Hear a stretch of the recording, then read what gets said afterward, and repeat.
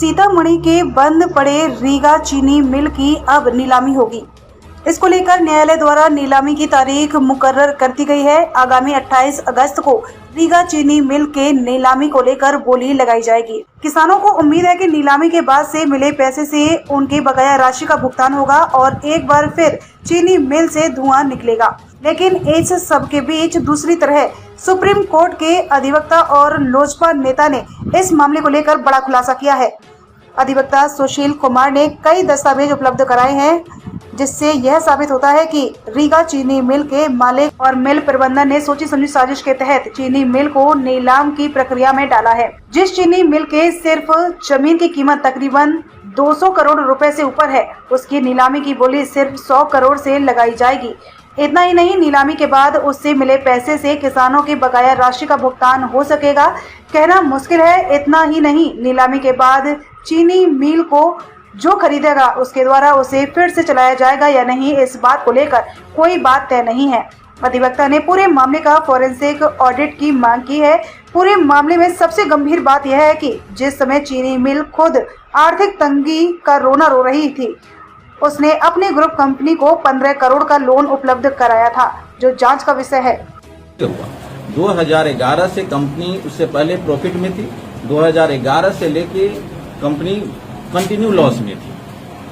और लॉस का रीजन क्या है? वो फंड का डाइवर्जन है, इसके कारण से हुआ है। दूसरा आप देखेंगे कि उस जो 15 करोड़ के जो लोन है, इसका डिस्क्लोज भी उनके बैलेंस शीट के फ्रंट पेज पर करना चाहिए, कि उन्होंने वो भी नहीं किया है। ये हम दिखाते हैं आपको। उनका खुद का जो प्रमोटर है मिस्टर धनुका जी, उनका पर्सनल गारंटी दिया गया। क्यों नहीं वो अपनी पर्सनल प्रॉपर्टी गारंटी से बेचकर रीगा शुगर मिल को चलाने की कोशिश कर रहे हैं? उसने बैंक से लोन लिया, लोन का भी उनको रिपेमेंट होना चाहिए था। उनके पहले उनकी प्रॉपर्टी सीज होना, भाई क्या है कि पब्लिक की प्रॉपर्टी सीज होना चाहिए। या तो किसान का जितने भी है, सबसे पहले किसान को ये डिक्लेयर करो, जितने लैंड है सब किसानों में बांट दो। ये तो बैंकों को मिलने वाला तो है नहीं। बैंक तो डायरेक्ट बैंक, क्योंकि रूल तो यही। ये जो रीगा शुगर मिल में फ्रॉड हुआ है, ट्रांजैक्शन का जो फंड का डाइवर्जन हुआ है उनकी ग्रुप कंपनी में, विलेसुन ग्रुप कंपनी में 15 करोड़ लोन उन्होंने दिया। जब खुद ही अपने लाले है तो दूसरे को तुम लोन देने के लिए पैसा कहां से आ गया 15 करोड़ देने के लिए? ये इंपॉर्टेंट पॉइंट है।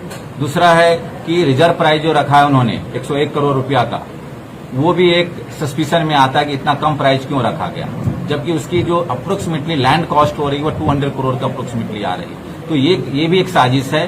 तीसरी चीज, कंपनी सेल होने के बाद भी कंपनी चलेगी, इसकी कोई गारंटी नहीं है। न ही कंपनी में लिखा है कि किसी तरह का ये कंपनी जो खरीदेगा वो चलाएगा, कोई गारंटी नहीं है। और जब तक 280 करोड़ रुपया नहीं मिल जाता, किसानों को मिलने की संभावना बहुत कम है, न के बराबर है। क्योंकि वह सबसे पहले बैंक को मिलेगा, उसके बाद एम्प्लॉयर को मिलेगा, फिर लास्ट में चौथे नंबर पर वो किसान आता है। ठीक है, उसके बाद मिनिमम कंपनी के पास जो है 286 करोड़, जब तक पेमेंट मिनिमम इतना आएगा तो ही जाके किसानों को वो पैसा मिल सकता है। और सीबीआई की इंक्वायरी का मांग करते हैं, इसमें फोरेंसिक ऑडिट होनी चाहिए, इसका भी मांग यदि हुई है तो इसकी कॉपी पब्लिक डोमेन में आना चाहिए कि आखिर क्यों हुआ है। ये हम मांग तक कर रहे हैं।